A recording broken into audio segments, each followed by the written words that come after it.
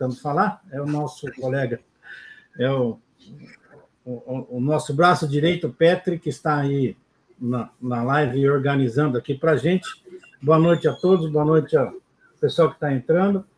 Eu acabei não entrando, acabei estando com a minha conta e eu não sei... Ô, Petri, você, por favor, depois vai vendo a questão do chat aí, então, como é que eu faço, tá? Eu estou cuidando também, tá, Penteado? Então tá. Então, o Samuel cuida do chat, então. Bem-vindo a todos que estão entrando aí na nossa live. A ideia nossa é fazer aí uma live uma vez a cada 3 semanas, uma vez por mês, sempre de algum assunto importante aí para a área de saúde do trabalhador. Então, Samuel, bem-vindo aí, então, obrigado por estar aqui com a gente, para a gente falar sobre ergonomia. Boa noite, pessoal. Apresente-se aí as pessoas que não lhe conhecem. Muito bem, um prazerzão estar aqui com você de novo, Penteado. Hoje vai ser um assunto bem legal, né? Um assunto que você escolheu dentro da ergonomia aí.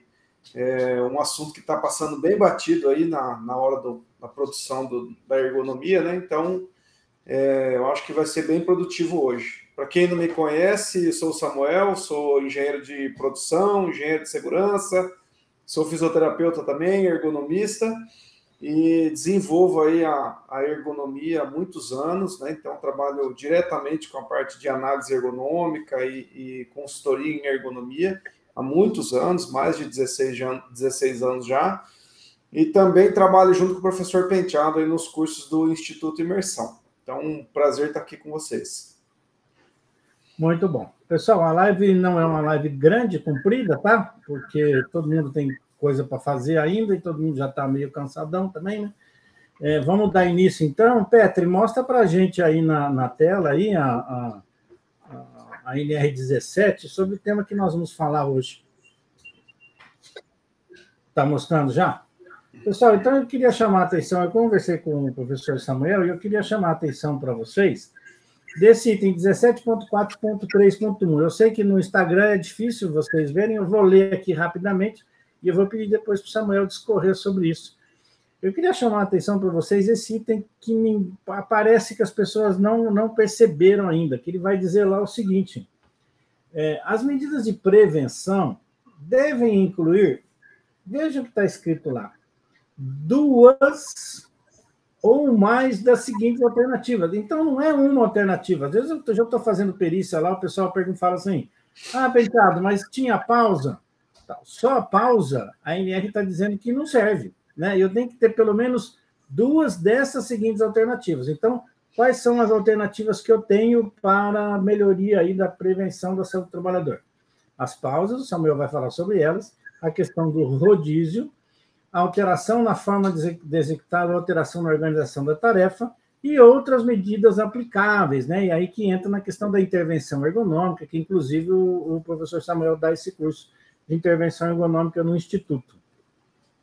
Então, Samuel, eu queria que você falasse aí para a gente sobre essa questão de 2 ou mais alternativas e falasse para a gente sobre pausas e rodízios. Penteado, então eu vejo assim, olha, a renovação da NR17, né, veio com muita coisa nova e algumas entrelinhas ali que a gente acabou deixando de prestar atenção, né, principalmente lá na prática, quando a gente vai intervir em alguma situação que precisa de uma melhoria ergonômica. Eu falo que a pausa ela é o grande trunfo do ergonomista para redução de risco, né, para redução principalmente dentro da repetitividade. Então, uma coisa importante que a gente precisa entender, a gente vai discorrer mais sobre isso, qual que é a importância da pausa dentro da ergonomia, né? Eu digo que é a principal intervenção nossa, né? A pausa. Então, tem diversos estudos aí mostrando que a gente não deve ficar sentado mais do que 5 horas por dia, direto, que eu também não devo ficar mais de 4 horas em pé, e ao invés de ficar 5 horas, eu preciso fazer a cada 2 horas uma pausa e levantar quem está sentado, quem está em pé, cada 1 hora tentar fazer esse cara sentar, tá? Então, olha só a importância que a gente tem sem dizer de repetitividade. Né? Quando eu falo de repetitividade, quem domina o método OCRA, quem domina aí a ISO 112283, ele vai entender o seguinte, que a pausa é um dos principais multiplicadores lá na redução do risco, lá no final dos dados que a gente vai encontrar de todas as multiplicações dentro do método, tanto da ISO quanto do OCRA, que vai nos dar lá a nota final, se é um risco médio, se é um risco leve, se é um risco alto ou altíssimo. Né? Então, é um fator multiplicador que ele aumenta demais, a falta de pausa aumenta demais o risco de repetitividade. Então, ele é muito. A pausa ela entra como uma grande importância para a gente fazer a redução do risco. Olha só, não é só metodologicamente falando, né? Eu não estou aqui buscando reduzir OCRA para entregar um OCRA bonito, para entregar um resultado de ISO 112283 bonito. Eu estou pensando no trabalhador. Né? Então, pensa lá que você tem um trabalhador desenvolvendo a atividade dele durante 8 horas por dia, fazendo a mesma coisa com ciclos lá de 20, 30 segundos. Muito curto. Né? Qual que é a importância da pausa para essa pessoa? Se você não dá pausa nenhuma, ele vai entrar às 8 da manhã e vai sair meio-dia, depois ele vai ter 1 hora de almoço, vai entrar 1 da tarde, sair lá às 5 horas da tarde, fazendo a mesma coisa, com os mesmos grupos musculares, desenvolvendo o mesmo tipo de força, o mesmo tipo de movimento, mesmo tipo de postura. Então, não preciso dizer que isso aí provavelmente vai gerar um risco ergonômico que possivelmente vai gerar uma doença. Né? Então, quando a gente trabalha com a pausa, eu reduzo o tempo de exposição. Né? E pensando aqui como engenheiro de segurança agora, qualquer agente que você tenha de risco e você tem uma exposição elevada, a gente tem aí o aumento da exposição diretamente ligado ao aumento do risco. Né? Então, quando eu incluo pausas entre os períodos de almoço e de saída, eu consigo reduzir a exposição desse trabalhador. Agora, olha só, a gente pensa o seguinte, olha, eu tenho que ou fazer rodízio ou pôr pausa, né? Ou implantar uma pausa, ou fazer uma intervenção ergonômica. Na verdade, o que a análise ergonômica deixa, a NR nova deixa claro para nós não é ou, é e, né? Então, são duas intervenções. Então, a pausa somada a mais alguma coisa. Tá? Então, eu até vou reforçar a leitura que a gente fez. Ele fala, ó, eu preciso fazer a pausa para propiciar recuperação psicofisiológica. E aí isso é muito importante. Dar pausa que não propicie a recuperação psicofisiológica, o que seria isso? Né? Pausa e talvez ter que tirar esse cara lá do ambiente de trabalho dele. Ele está dentro de um ambiente de trabalho com uma cor branca, sobre refrigeração, ruído de outros setores, então eu preciso tirar ele lá de dentro. E aqui embaixo, na NR, a gente vai ouvir isso. Depois e a questão da pausa é importante, assim, a pessoa trabalha com movimento repetitivo, existia lá uma discussão antigamente, que eu acho que já foi vencida, que era assim, mas ele tá com um movimento repetitivo, eu quero aproveitar e dar pausa, e aí eu vou aproveitar na pausa e vou fazer ginástica laboral, né? Quantas empresas fizeram isso e acham que isso está certo, né? Então eu falo assim, não, pausa é pausa. A pessoa que está trabalhando com movimento repetitivo, eu tenho que fazer o que eu tenho que fazer ele parar. Se ele está trabalhando com postura estática, aí sim eu vou ter que fazer o quê? A ginástica laboral por causa da postura estática. Então, assim, como o grande risco na maioria das empresas a gente está relacionado muito com repetitividade, eu tenho que dar pausa e tenho que dar pausa mesmo, sem fazer outra atividade, sem fazer ginástica, sem fazer nada disso. Exatamente. E aí, pode falar. Assim, reforçando isso que você está falando, ele fala o seguinte aqui dentro da NR ainda, né? No 17.4.3.2. O Felipe, se puder subir um pouquinho, Felipe. Aí eu já mexi aqui, ó. Ele fala assim, ó, para que as pausas possam propiciar descanso e recuperação psicofisiológica, olha como ele reforça isso, dos trabalhadores, devem ser observados os seguintes requisitos. A introdução da pausa não pode aumentar cadência e deve ser usufruída fora do local de trabalho. Olha só, primeira coisa, o que é a questão do aumento de cadência? O aumento de cadência, pense lá num ambiente de trabalho com ciclos repetitivos. Então, a cada 30 segundos, eu produzo uma peça. E a empresa quer que o grupo todo produza lá 2.000 peças por dia. Quando eu implanto a pausa, o que as empresas fazem geralmente? Eu dou pausa para um grupo e depois eu dou pausa para o segundo grupo, fazendo com que a linha de produção não pare. No entanto, quando as pessoas do primeiro grupo parou para fazer a pausa, as pessoas do segundo grupo vão ter que cumprir o que a primeira não está fazendo. Eu tenho que fazer a entrega do mesmo jeito, ou seja, eu aumentei a cadência, eu aumentei a repetitividade de quem ficou. Aí não adianta, porque eu faço com que as pessoas saiam, mas no momento que eu saio, o meu colega que ficou lá vai ter que produzir o dobro. Então, essa pausa não tem efeito. Tá? Então, é por isso que ela deixa claro aqui que a gente vai ter que ter uma perda de produtividade. Porque se eu não estiver tendo essa perda nesse momento, eu não estou atendendo o item aqui da NR17. Isso que você falou é uma infração, né? É uma infração na NR17. E eu considero ainda uma infração grave, né? E uma coisa que a gente tem que deixar claro, Penteado, eu acho que você tem muito mais experiência que eu na questão de perícias.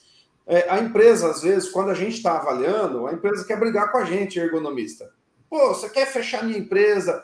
Falei, gente, brincando aqui de Star Wars um pouco, nós somos o lado da força boa.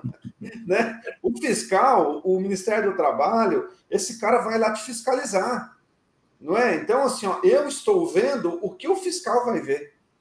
Pessoal, se vocês encontrarem o Penteado numa perícia de ergonomia e vocês estiverem querendo burlar isso aqui, vocês vão perder. Então, o que a gente tem que deixar claro para o empresário? Olha, o que eu estou vendo é o que o perito vai ver. E você vai perder no teu processo trabalhista, você vai ser penalizado com toda certeza. E com razão. Porque ele está forçando o trabalhador numa situação que ele deveria estar dando pausa, ele está aumentando a cadência. Outra coisa importantíssima olha só o que ela deixa claro aqui, a pausa deve ser usufruída fora do posto de trabalho. E aí vem uma grande preocupação. O que é posto de trabalho? Não é? Se eu estou numa esteira, eu dei 2 passos para trás, eu estou fora do posto de trabalho. Não é isso? Não sei. Depende de quem está lendo a norma. Não é? Então, assim, se for no frigorífico eu tenho a questão do ambiente refrigerado, eu tenho a pausa térmica. Então, o estar fora do posto de trabalho é estar fora daquele ambiente refrigerado, com ruído e tudo mais. Né? Então, eu sempre recomendo a meus clientes, né? Tira o trabalhador dali, coloca ele fora do ambiente. Se possível, lá do lado de fora da empresa, para que ele tenha uma quebra de rotina psicológica. Ele está deixando muito claro para nós que essa pausa é psicofisiológica. Se ela é psicofisiológica, o que eu preciso? Eu tenho que quebrar a monotonia da cabeça daquele trabalhador. Tirar ele do ruído, tirar ele de algum odor que está ali dentro da fábrica, colocar ele para ver o céu, para ver o verde que tem do lado de fora, respirar um ar diferente do que ele está respirando. Tá? Então, é importantíssimo que a gente leve em consideração isso aí. E até queria te provocar aqui, Penteado, para você falar sobre os tipos de pausa, né, que a gente tem. Tá. Bom, então, assim, eu até vou fazer também uma réplica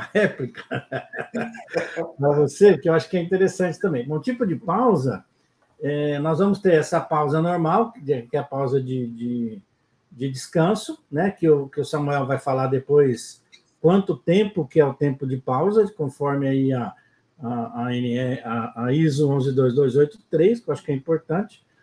E essa pausa que ele vai ter, o Samuel vai discorrer, mas assim, tem que ter pelo menos mais que 10 minutos de descanso. Bom, deixa eu até já passar. Isso o OCRA fala que é 8 minutos, né? A pausa de recuperação pela metodologia OCRA de 8 minutos. Mas se você for olhar a ISO 112283, ela fala em 10 minutos mesmo. Ela vai falar na proporção de 5:1. Então, essa pausa é para as atividades normais aí de repetitividade. Agora, eu tenho também, e eu queria chamar a atenção, uma confusão que o pessoal faz muito, que é micropausa e pausas espontâneas, né? E existe uma diferença enorme entre uma e outra, e não é a mesma coisa. Pausa espontânea é a pausa do cara que não está trabalhando numa esteira. É o cara que é o pedreiro, é o carpinteiro, é a faxineira, é qualquer trabalhador que não trabalha numa esteira. E que ele pode parar a hora que ele quiser parar. Ele não tem cadência. Oi? Ele não tem cadência. Ele não tem cadência, ele para que é cortador de cana, né? Então, esse tem uma pausa, ele tem durante a atividade dele pausas espontâneas. Qual que é a diferença de pausa espontânea e de micropausa? A micropausa, eu tenho que ter uma pausa em todo o ciclo de trabalho. Então, eu vou olhar lá quanto que é o ciclo de trabalho. Então, eu tenho um ciclo de trabalho aí de 30 segundos, por exemplo. Meu ciclo é de 30 segundos. Eu tenho que ter uma pausa de 5:1. Nós não estamos falando que a pausa é de 10 minutos a cada 50 minutos trabalhado? Então, isso é 5:1. A micropausa também vai ser 5:1. Então, eu tenho que ter... A micropausa em todo o ciclo de trabalho. Vou dar um exemplo que nós temos num frigorífico aqui da nossa região, que é de porco, que é muito interessante. A gente tem pouca ação judicial do pessoal que faz a desóssea do pernil do porco, que é uma atividade extremamente pesada, tem força, tem repetitividade, tem postura, tem um monte de coisa. Mas a gente tem pouca ação judicial e pouca doença lá. E uma das justificativas é que eu tenho, dentro do ciclo de trabalho, uma macropausa nessa empresa. O que acontece? Chega o pernil do porco, ele demora 40 segundos para fazer o refile do pernil. Só que demora 20 segundos para chegar ao próximo. Então, ele tem, dentro do ciclo de trabalho dele, uma pausa de 20 segundos a cada 40 segundos trabalhado. Olha que maravilha, né? Então, eu tenho realmente, eu posso até chamar aí, brincando, de macropausa, né? Porque eu tenho 20 segundos a cada 40 segundos trabalhado. E é incrível que nós temos pouco processo judicial nessa empresa, né? Nessa empresa não, nesta atividade desta empresa. Já na atividade lá, que é no refile de peito, aquelas coisinhas pequenininhas, você acaba tendo muita repetitividade e você acaba tendo mais processo judicial. E a gente tem que lembrar das atividades onde eu tenho um trabalho com muito esforço. Atividades onde eu tenho um trabalho que não é leve, é um trabalho considerado pesado, trabalho com muito esforço. De acordo com os ensinamentos aí do grande mestre Hudson de Araújo Couto, ele nos diz que a pessoa tem que usufruir uma pausa de um tempo semelhante ao tempo dele que ele trabalhou. Então, se ele trabalhou 15 minutos em atividade com alto esforço, ele tem que descansar 15 minutos também, para ser considerado uma pausa de recuperação efetiva. É isso mesmo, professor Samuel? É isso aí. Na verdade, assim, eu sempre gosto de usar a ISO 1122283 como referência para que a gente consiga... Eu falo que o nosso trabalho ele é subjetivo, e a gente tem que tentar objetivar ele usando a bibliografia. E a ISO 1122283, ela deixa muito claro para nós a importância da gente trabalhar do 5:1, né? Então, eu vou até usar um exemplo parecido com o que você deu. Eu tenho uma empresa que eu estou atendendo agora, nesse momento, uma empresa muito grande, porque tem um setor gigante lá de solda. E aí o soldador é aquela maravilha. Como é que você define o ciclo de trabalho do soldador? Não tem. Como é que você define quanto tempo de pausa esse cara deve fazer? Não tem também. Tá? Porque assim, você sabe até quantas peças ele produz por dia, mas quanto tempo ele permanece em cada postura, você não consegue determinar, porque a solda é um trabalho muito específico. E lá nessa empresa a gente tem um setor específico que eles fazem a solda de chão, e aí a postura não tem o que fazer. Tá? Ou você vai deitar esse cara, ou vai pendurar, não tem como levar o material para ele, não tem o que fazer. Tá? Já tentamos de tudo. Como é que você fala para esse cara, se eu não consigo fazer nada, então, olha o que ela fala aqui. Se eu não conseguir, na NR17 ainda, tá? Alteração da forma de execução da organização da tarefa. Não consigo nem mexer a organização da tarefa, nem na forma de execução. Outras medidas técnicas aplicáveis, também não consigo fazer. Olha o que ele fala. Quando não for possível adotar as alternativas previstas na linha C e D, que seria alterar a forma ou a organização da tarefa, ou aplicar outras formas, devem obrigatoriamente, olha só, obrigatoriamente implantar pausa e alternar a atividade. Tá, se eu não consigo. Tem que ser, aí é obrigatório o item A e B. Olha só que legal. Exatamente. Veja um dado interessante. Você estava falando de trabalho em pé e trabalho sentado, né? A gente sempre fala lá no curso de ergonomia, a gente fala assim, qual que é a principal... Deixa eu só falar. Ô, Petri, se tiver alguma pergunta no chat aí, manda no WhatsApp aqui, que eu leio no WhatsApp, tá? Beleza? Tá bom. Então, assim, até para eu finalizar meu raciocínio aqui, o que a gente fez com esse cara? Pausas espontâneas. Como? A hora que você quiser. Por quê? Porque quem vai identificar o problema físico que ele está sentindo, aquela dor, a queimação, o desconforto postural, é ele. Uhum. E não tem nada mais ergonômico do que eu puder levantar, para que eu possa levantar o que eu quiser. Não é? Eu quero ir ao banheiro agora, eu quero me levantar agora. É o mais ergonômico que eu consigo. Né? E essa atividade desse soldador sua é complicada, né? O cara fica de cócoras, fica com... Ele vai deitar sobre a perna, deitar em cima dos braços, ele vai ter que achar uma posição. Então, assim, o que a gente fez? Enriqueceu a tarefa dele, né? Então, ele tem uma tarefa mais enriquecida hoje e pausas espontâneas para a hora que ele quiser. Né? Então, eu acho que é muito importante a gente deixar claro aqui a implantação de pausas mesmo. Eu trabalho sempre com pausas de 10 minutos, cumprindo o que a ISO fala. Né? Então, a gente tem uma bibliografia forte da ISO. Né? Então, eu sempre trabalho em trabalhos repetitivos, pelo menos 2 pausas, uma no período da manhã e uma no período da tarde.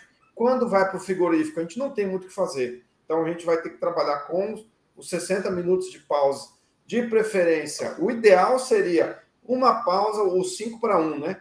Cada 50 trabalhado, 10. Que a gente ia zerar a questão de pausa de trabalhos sem descanso.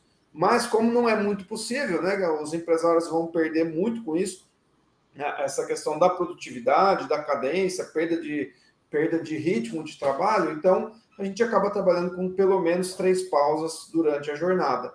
Né? Então, o que mais se vê aí é uma pausa de manhã, 2 à tarde. Né? Mas a grande maioria das empresas que eu consigo, eu tento trabalhar com pelo menos uma pausa de manhã, no meio do período, e outra pausa no período da tarde. Por quê? Porque lá eu tenho sempre a visão. Eu trabalho das 8 às 10, descanso. E das 10h15 ao meio-dia, descanso 1 hora.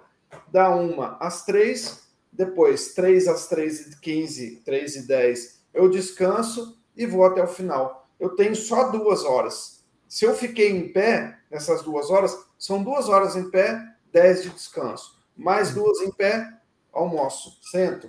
Né? Depois a mesma coisa à tarde. Se eu estou com posturas estáticas e repetitivas, da mesma forma. Eu não passo mais do que 2 horas exposto.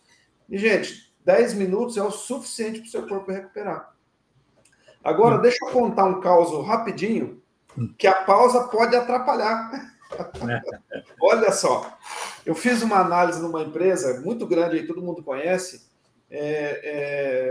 Eu fiz na parte de expedição deles. E aí foi feito um trabalho de ergonomia lá, e o ergonomista anterior, na boa vontade, orientou lá que fizesse 3 pausas. 3 pausas durante o dia. Tá? Então, aliás, a cada 50 minutos, fazia a pausa de 10 minutos. A cada 50, pausa de 10. O chefe foi lá na equipe e falou assim, gente, todo mundo concorda com isso? Só que vocês vão me entregar X produtos por dia. O que esse cara tinha que fazer? Ele tinha que correr para dar tempo de fazer a pausa de 10. Então, esse cara estava com uma pausa. Só que esse trabalho não é repetitivo, é de movimentação de mercadoria. Conversei com todo mundo. O que você acha da pausa? Ah, cara, é legal a empresa pensar na gente, mas me atrapalha, porque eu tenho que correr muito para poder ficar lá 10 minutos parado. eu não vejo a hora da pausa acabar para eu voltar para o meu trabalho, porque eu tenho que entregar produtividade. Então, olha só, atrapalhou ele. Então, o que a gente conversou? É melhor que ele faça uma pausa de 15 de manhã e uma pausa de 15 à tarde, vai ser muito melhor para a empresa e também para o trabalhador. Depois a gente implantou isso e todo mundo está feliz, porque ele descansa, consegue cumprir, porque a gente tem que tomar cuidado com isso também. Eu quero que produza 1000 peças, mas eu estou tirando o tempo de trabalho dele, no tempo que ele tiver que trabalhar, ele vai ter que correr mais. Não é ergonômico também. Então, nesse caso, a pausa atrapalhou. Mas veja bem, tem algumas coisas que a gente tem que pensar. Quando a gente está falando de pausa, a gente está falando de movimento repetitivo de membro superior, etc, etc, etc. Mas eu tenho também o problema que esse cara ou está trabalhando em pé ou está trabalhando sentado. Não é? Você falou da expedição, levantamento de carga. Nós temos um problema, porque a NR17, algum item dela lá, vai dizer que esse cara não pode trabalhar mais do que 2 horas movimentando carga. Né? E a gente sempre comenta lá no curso assim, qual que é o princípio, qual que é a melhor postura de trabalho?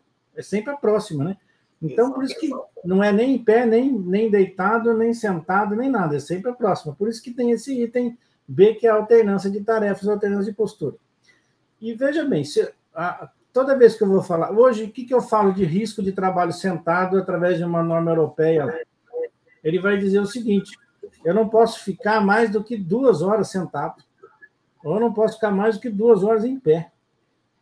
E eu não posso trabalhar mais do que 5 horas sentado, nem 5 horas em pé. Por que está falando 5 horas sentado? Porque ele está falando da alternância de postura.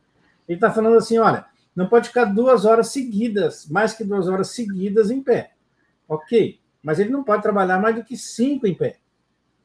Então, o que ele está falando? Olha, gente, vocês têm que fazer alternância de postura desse cara em 2 atividades, faz a pausa e aproveita e faz a alternância de postura. Ele estava em pé, coloca esse cara sentado, o outro estava sentado, coloca ele em pé e vai fazendo essa pausa a cada 15 minutos, cada 2 horas, pelo menos 10 minutos, né?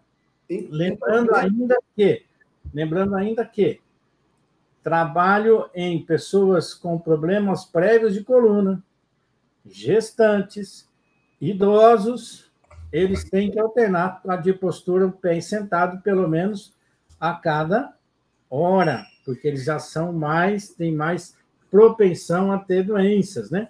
Então, gestantes, idosos e pacientes com problemas já prévios da coluna, não é a cada 2 horas. Eu vou ter que botar esse cara alternar essa postura a cada hora.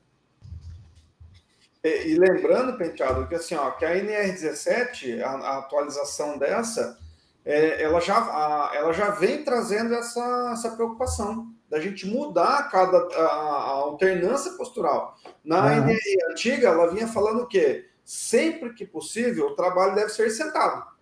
Nessa nova NR, ele fala o seguinte, sempre que possível, deve ter alternância postural. Tá? Olha só que diferença de paradigma, né? Que avanço que foi dado, né? Exatamente. Porque, assim, é essa preocupação que o ergonomista tem que ter.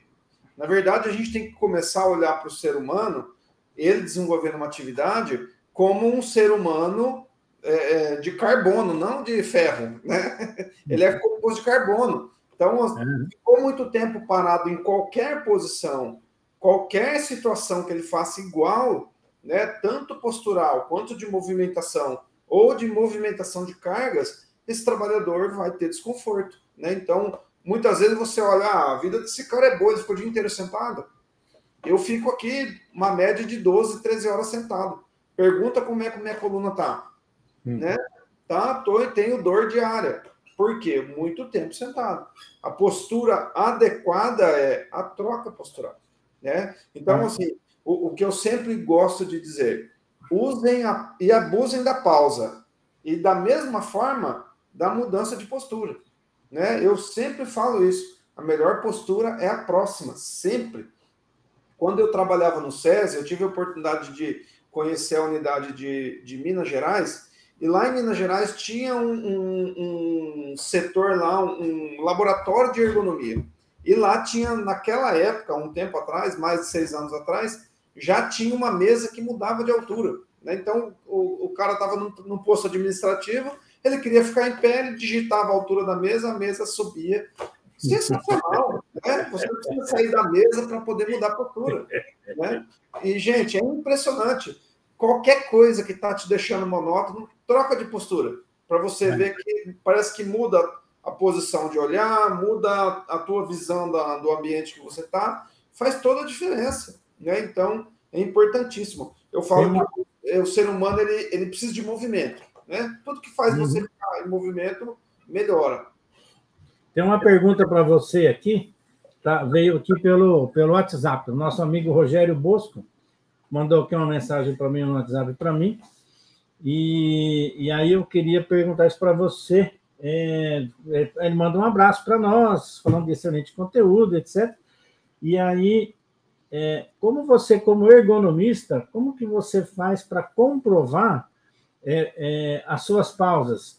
Não só também, ele pergunta aqui, comprovar pausas espontâneas, né? Mas, assim, as pausas espontâneas, elas são inerentes à atividade, isso eu não preciso comprovar, né?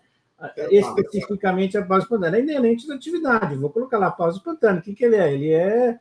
Ele é mecânico de manutenção da empresa, ele tem pausas espontâneas, ele para a hora que ele quiser, mas ele não tem micropausas. Isso eu não preciso comprovar, né? Mas, aproveitando a pergunta dele, é assim, como que você comprova as pausas dentro do seu lado ergonômico? Você tem algum documento que você pede para o trabalhador assinar, alguma coisa ou não? As pausas próprias da atividade. Eu tenho vários exemplos, né? Então, vou dar um exemplo de uma empresa que a gente fez pausa e rodízio, né? Então, a gente tem, dentro dessa empresa, tinha um problema de absenteísmo importante, ali 30%, 40%, e a gente identificou o problema, e um dos problemas foi falta de rodízio, repetitividade muito alta. Então, a gente colocou um timer lá dentro do setor.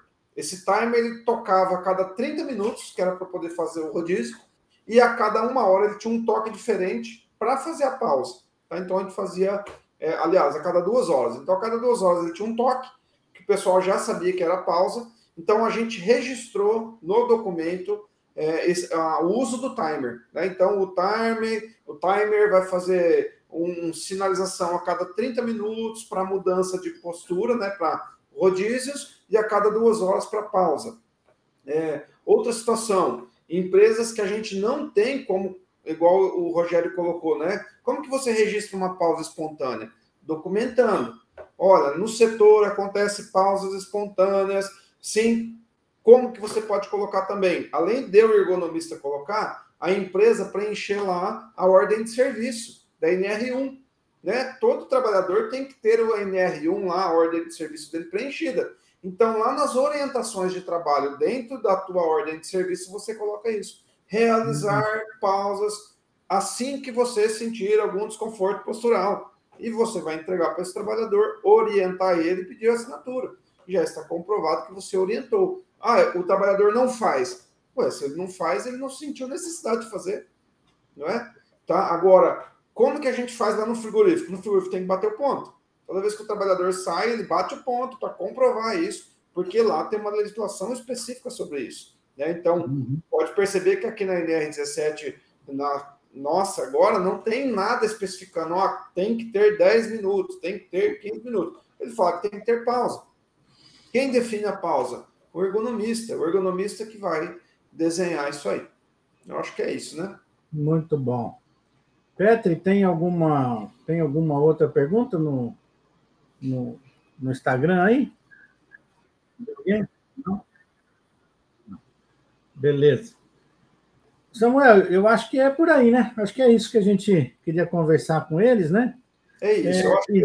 Existe o item C e o item D aí, que é a alteração da forma de execução e organização da tarefa e outras medidas técnicas aplicáveis. E eu gostaria de convidá-los aí a participar do Masterclass, que é uma aula do Samuel, sobre intervenção ergonômica. Já tem o curso lá no site de intervenção, as datas, eu não lembro quais são, e que é um curso específico para intervenção. É uma sexta-noite, um sábado de dia, né? É isso, né? 8 horas? Isso, exatamente. 8 horas, né? E além da aula do Masterclass, desse 8 horas, onde ele vai falar sobre todos os tipos de intervenções que você pode, dando exemplos práticos disso tudo. Também depois tem aulas de tirar dúvida, etc., aí, que podem ser feitas com o Samuel. E eu gostaria de convidá-los também para o nosso curso de ergonomia total, né? Os médicos do trabalho que estão nos assistindo aí também, nossos fisioterapeutas. O nosso curso de ergonomia total vai ser o 10º agora, vai ocorrer em março. São 2 módulos, uma aula online, são totalmente online. Nós estamos fazendo agora aulas síncronas e assíncronas. Tem algumas aulas já gravadas dentro da plataforma e as outras aulas que vão ser ao vivo.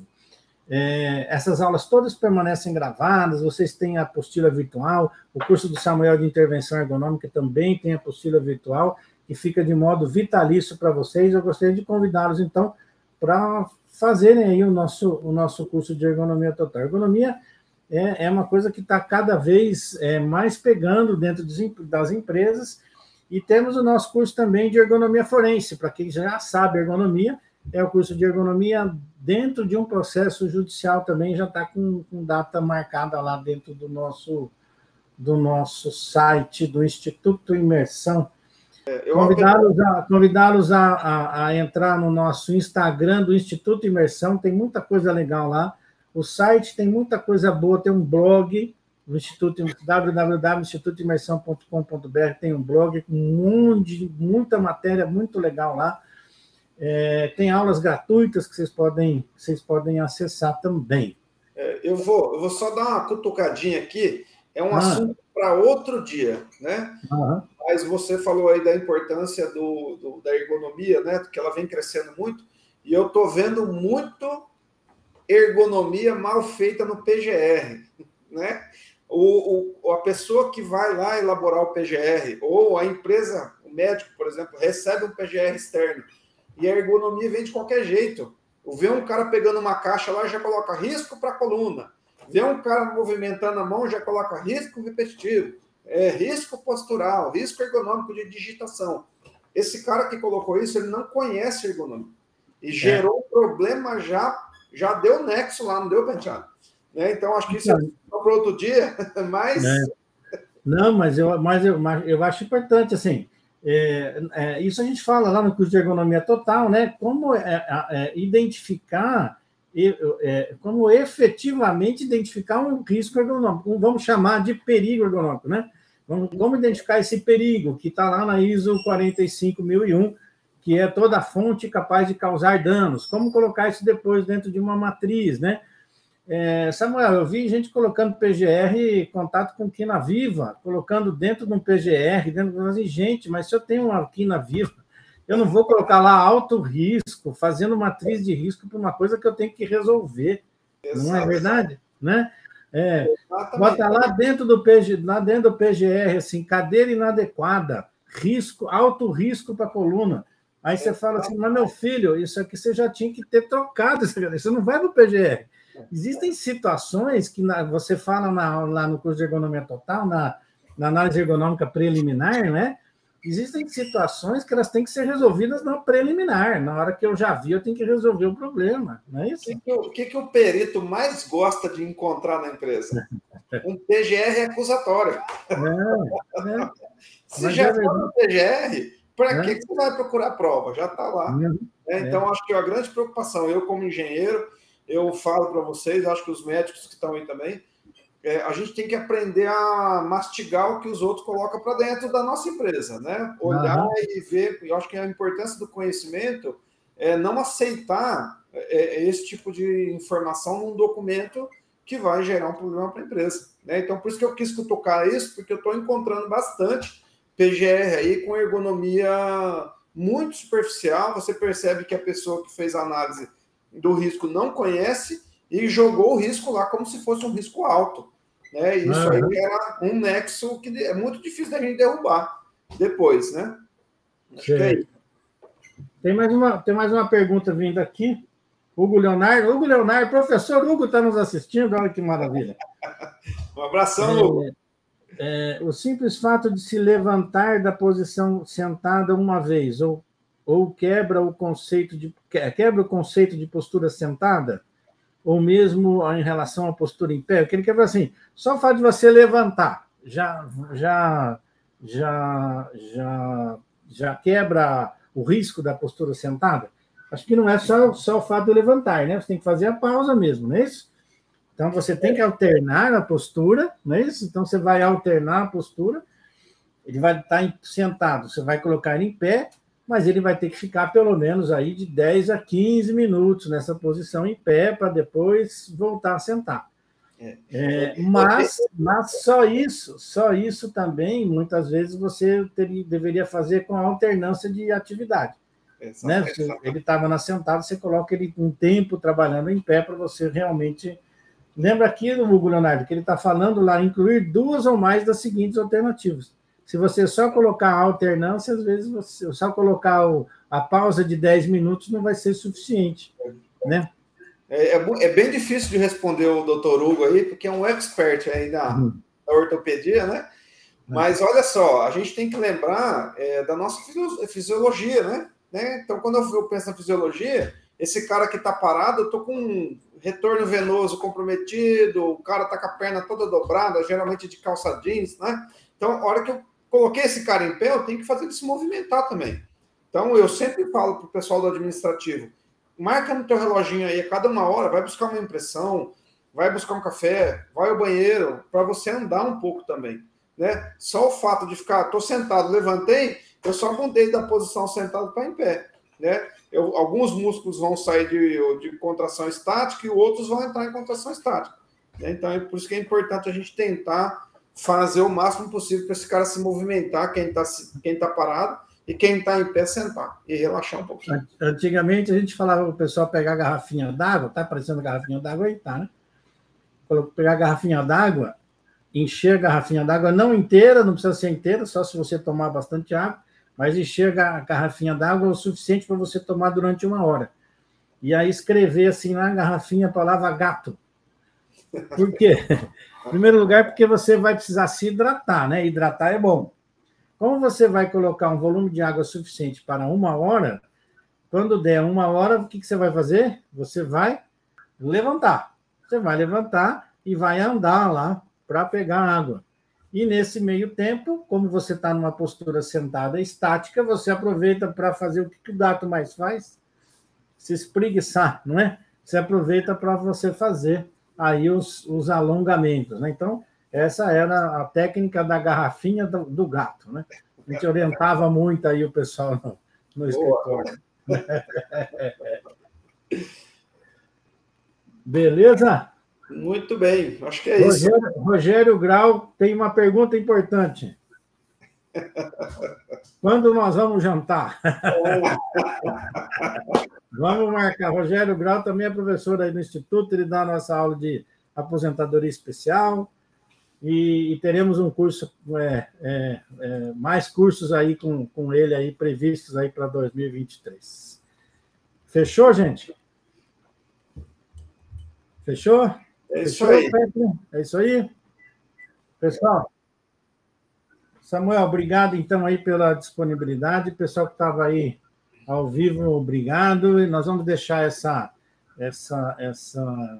live também gravada aí dentro do Instituto e também vamos subir lá no YouTube para quem quiser assistir posteriormente. E convido vocês então para participar dos cursos do Instituto de Imersão.